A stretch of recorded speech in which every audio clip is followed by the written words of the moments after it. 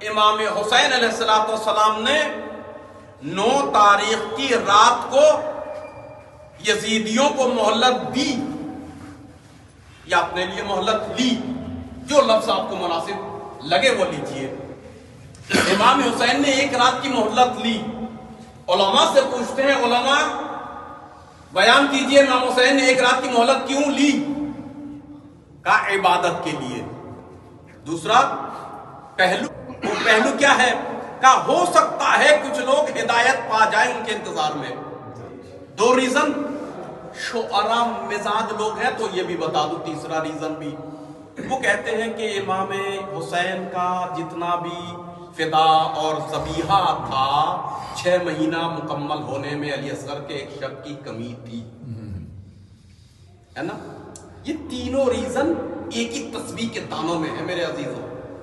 میں چوتھا 5واں ریزن بہت ہی خفیف پاتا ہوں۔ ریزن پہلا کیا ہے؟ عبادت خدا۔ قرآن کی آیت کیا ہے؟ وَمَا خَلَقْتُ الْجِنَّ وَالْإِنسَ إِلَّا لِيَعْبُدُونَ، میں نے جن اور انس کو خلق ہی نہیں کیا، اگر کیا تو پل پل عبادت کرنے کے لیے۔ حسین نے سمجھا دیا، ادھر عیاشی ہے ادھر عبادت ہے، ادھر ریا ہے ادھر عبادت ہے، ادھر تکبر ہے ادھر عبادت ہے، ادھر سرکار ہے ادھر عبادت ہے۔ ستہ سمجھتے ہیں نا؟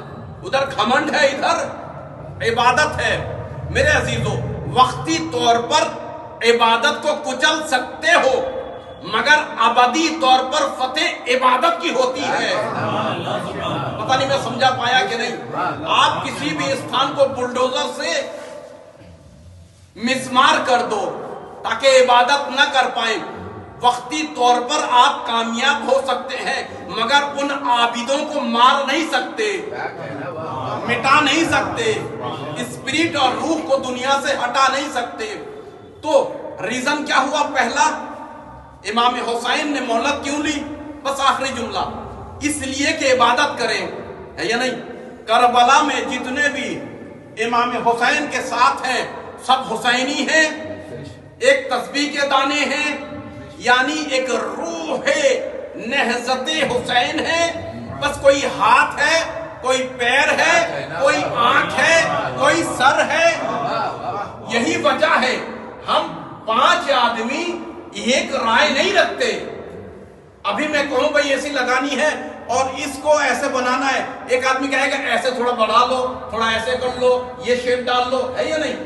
5 آدمی ایک جگہ متفق نہیں ہوتا، مگر 72 کربلا میں کہیں بھی نا اتفاقی نہیں دیکھا سکتے کسی بھی معاملے میں، ٹھیک؟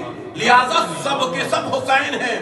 یعنی جملوں کو بدل کر کہہ دوں، یہ 6 مہینے کا بچہ ہے مگر یہ حسین ہے، عباس ہے مگر یہ حسین ہے، یہ حبیب ابن مظاہر مگر جوانی حسین ابن علی کی ہے۔ میرے عزیزو، یہاں ہر شخص حسین ہے۔ یہاں تک بات پہنچ گئی؟ اب سنیے، حسین نے مہلت کیوں لی؟ عبادت کے لیے۔ تو اس کا مطلب ہر شخص کو عبادت کرنی چاہیے۔ خیام حسینی میں ہر انسان محو عبادت ہے، کوئی نماز، کوئی تلاوت، جی، مگر حضرت حبیب ابن مظاہر ضرورت شرعی کے لیے خیام سے باہر نکلے تو کیا دیکھا؟ بہرحال میں نے 28 کی یہاں مجلس پڑھی لہذا زیادہ توضیح نہیں دوں گا۔ امام حسین کا قافلہ اتنا چھوٹا موٹا بھی نہیں تھا، 52 اونٹ اور محمل صرف مشکیزوں سے بھرے تھے پانی کے، بیبیوں کے محمل وغیرہ الگ، کنیزوں کے الگ، جوانوں کے الگ۔ تو کربلا میں تمام حسین اور اصحاب حسین، اکابر حسین، اولاد حسین، خون حسین، سپاہ حسین، ہر حسینی کا فرض تھا عبادت کرے۔ ہر کوئی عبادت کر رہا تھا، اور کیسا؟ حسین امام عبادت ہے اور سب مامون عبادت ہے، مگر حبیب ابن مظاہر جب ضرورت شرعی کے لیے باہر آئے کیا دیکھا؟ قمر بنی ہاشم سب سے بڑے عابد سرکار کے فرزند سب عبادت کر رہے ہیں اور عباس تلوار کو لے کر خیام کا گرد طواف کر رہے ہیں. بس 2 جملے. تو ایک مرتبہ حبیب ابن مظاہر نے تڑپ کر کہا یابن امیر المؤمنین. تو ایک مرتبہ عباس نے شجاعت کے ساتھ جواب دیا کہ حسین کے حبیب ضرور ہو مگر یہ سمجھ میں نہیں آیا میں غلام امیر المؤمنین ہوں، حسین ابن امیر المؤمنین ہے.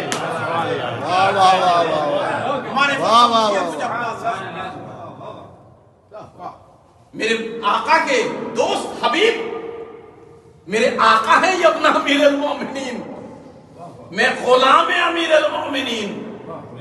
شیرینی بڑھی، ادب کے دائرے میں گفتگو ہو رہی تھی. کہا کہ آقا ایک سوال کرنا تھا.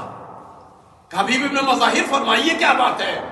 کہ آج کی رات حسین ابن علی عبادت میں مصروف ہیں، عبادت کے لیے آپ نے یہ مہلت دی یا مہلت لی، لہذا ہر حسینی فرد عبادت میں مصروف ہیں، مگر میرے مولا آپ طواف کر رہے ہیں خیام کے.